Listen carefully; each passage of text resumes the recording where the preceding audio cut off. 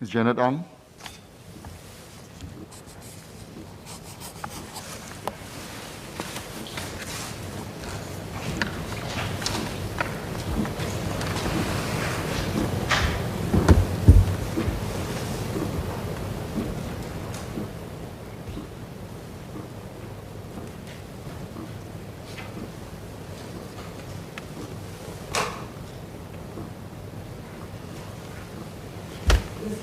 I'd like to take both cards together. Thank you.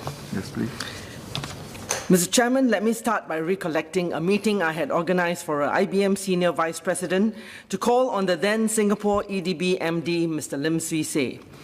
During the meeting, Mr. Lim asked a question which stuck in my head for good, and it goes something like this. How can Singapore stay relevant to IBM's growth ambitions and global strategies? After the meeting, the IBM SVP shared with me that no country has ever framed a question like that before. IBM was surely impressed, to say the least. And that year, IBM established its first disk drive manufacturing facility in ASEAN right here in Singapore. Was that a coincidence?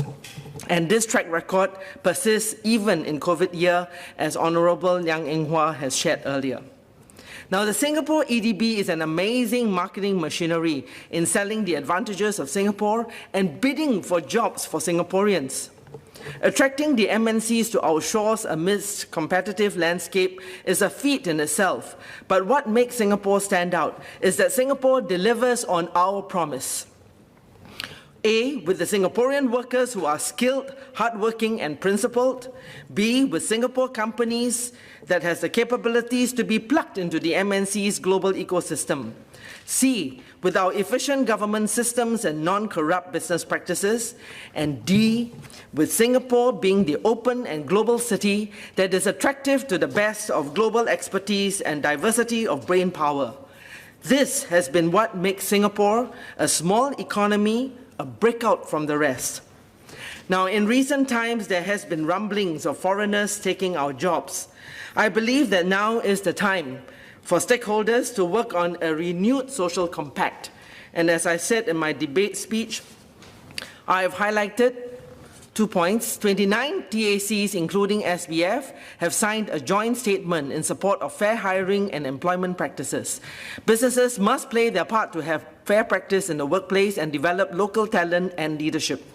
For MTI and EDB in their engagement with the MNCs to lean in on the value of the Singapore talent as the foundation of their business success. According to a McKinsey study, post-COVID, we will see remote work on the rise. In other words, companies don't need to bring the foreign talents onshore as they can distribute the work offshore. Can the Minister share the government strategy to maintain or even enhance our hub status? Or do we have an alternative strategy? For me, I believe that a new social compact in the workplace is one of the critical factors. For my fellow Singaporean PMETs, we need to acknowledge that foreign talents do complement Singapore talent. Asking who has moved my cheese will not help. Having the skills to do the job is but minimum expectation. According to a February 2021 Singapore Human Resource Institute study, employers increasingly look for critical attributes such as a growth mindset, a risk-taking attitude, and a drive to excel.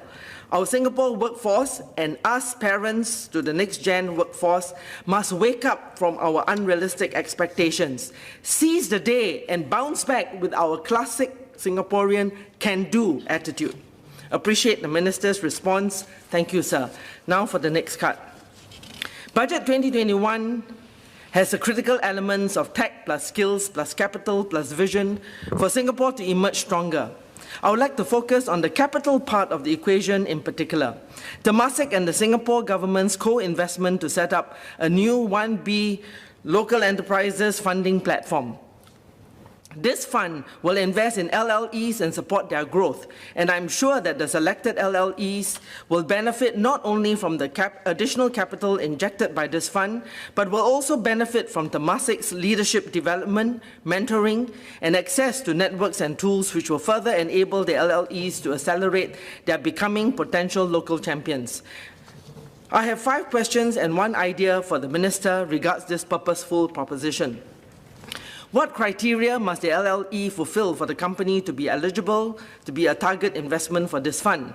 And assuming that there will be an overwhelming response from the LLEs, how will Temasek and MTI decide which LLEs to fund? For example, sector-specific, green future, etc.